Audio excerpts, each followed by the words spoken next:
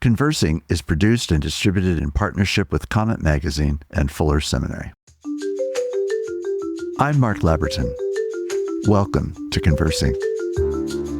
In between my longer conversations with people who fascinate and inspire and challenge me, I share a short personal reflection, a focused episode that brings you the ideas, stories, questions, ponderings, and perspectives that animate Conversing and give voice to the purpose and heart of the show. Thanks for listening with me.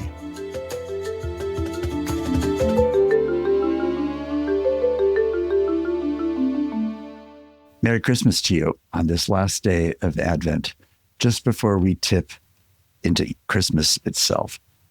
As we stand on the cusp of Christmas, I find myself wanting to share with you one of the expressions of my own Advent rituals, which has been the rereading of King Lear every Advent for many, many years. It's a valuable way for me to experience Advent alongside all of the wonderful parts of the Advent celebration in Christian community.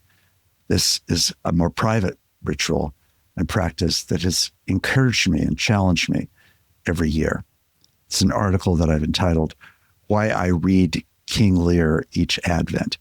Seeing darkness is as crucial as seeing light. Each Advent, I do something a little unusual. I reread King Lear. Revisiting Shakespeare's dark exploration of the dissolution of family, friendship, personality, and nation has become part of my annual rhythm. It might seem odd, particularly during this most difficult of years, with short winter days and so much national, international, and personal pain all around us. Who needs more darkness? As a Christian, I do. Reading Lear in Advent has taught me that seeing darkness is as crucial as seeing light. The pull Lear has on me is not temperamental. I'm not particularly inclined toward despair, nor attracted to melancholy. Rather, I see Advent as a season of waiting in the dark, but in hope of light. I'm compelled to attend to the in-between, to neglect neither and experience both, and to engage intensely in a season of absorbing perception and consideration. Paying attention provokes and distills our humanity, but our distractibility is relentless, especially today, and it may be exceeded only by our capacity for denial. Our natural inclination is to look away from darkness, to pretend the shadows don't exist, but they do. We need to find a way to look into the darkness without being overwhelmed by it, to be able to stare in safety, which brings me back to Lear. Being absorbed in the darkness of that story has taught me to breathe in the presence of darkness in our story. In other words, Lear helps me see, feel, and measure life differently. For more than 40 years, I've found in Lear the vulnerable pulse and impulse of being human. The play condenses and dramatizes a tale of unraveling. The story is at once intimate and public, about the forms of self-destruction lurking inside a king's power, and about the distorted pettiness that can undo life. It's about leadership, exercised through the barrenness of lies, conniving, secrets, and charades. It's a story of power and its impotence. The king cannot save himself, nor can the people around him. No one needs to strain to feel the heartbeat and the heartache of this drama. It may not be our tale, but it is our story. Lear certainly makes for a different kind of Christmas reading.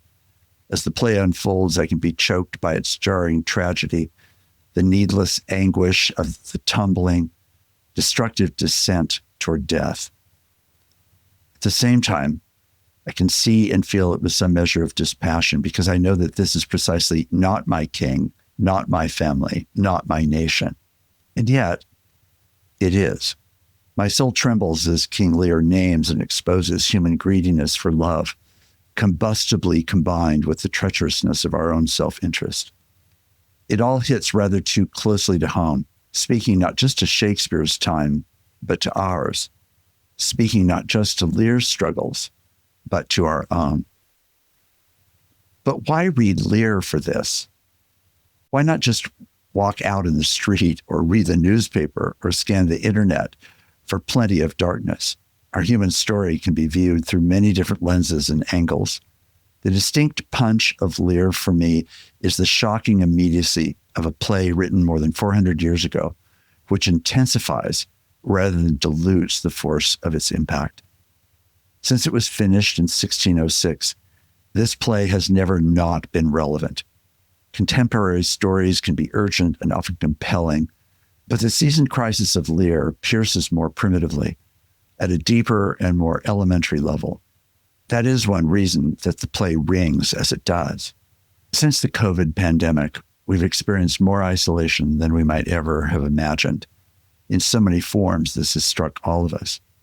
We've each tried, I'm sure, to walk into the world trying to remember that there was something beyond COVID, and now this far from its origins, we're all experiencing the ongoing remnant of that time and its challenges. We now live in a season which does feel so much more commonly full of pain and sorrow, rage and loss, for all kinds of different reasons. I know and hear and feel much of that, which is why silence has never been a better or more necessary gift. Right in the midst of our collective groaning, the resilient, sacrificing beauties of being human have done more than flicker. They've revealed the gift of human being, a gift at once fragile and also durable.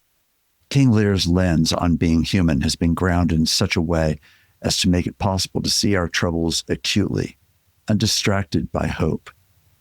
Reading the play each Advent exposes my raw, ongoing questions and perplexities.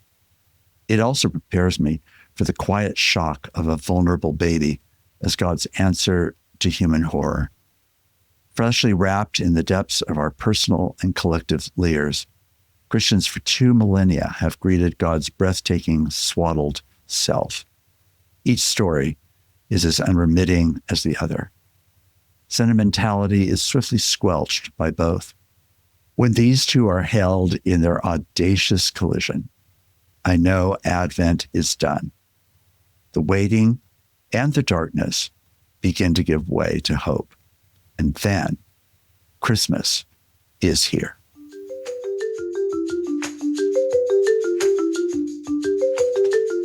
Conversing is produced and distributed in partnership with Comment Magazine and Fuller Seminary.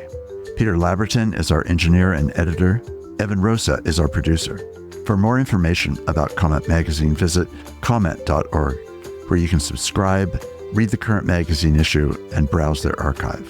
Fuller Seminary is an evangelical, multi-denominational graduate institution committed to providing indispensable formational education for diverse Christian leaders everywhere. For information, visit fuller.edu. I'm your host, Mark Labberton. Thanks for listening with me.